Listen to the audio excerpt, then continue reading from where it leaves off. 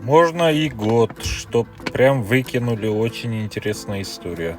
Данный комментарий был оставлен под видео, где в общественном транспорте казахам запрещали говорить на казахском языке при совке. И вот из истории моего покойного отца я вам скажу. Мой отец зашел в общественный транспорт, хотел прокомпостировать свой билет, абонемент. В то время в автобусах, троллейбусах стояли компостеры при совке, если вы помните. И когда он зашел, там что-то не смог прокомпостировать билет, ему кондукторша сказала: «Калби, танау, манау», короче, выходи с автобуса.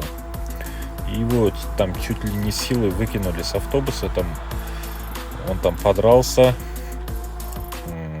Были такие случаи, это факт.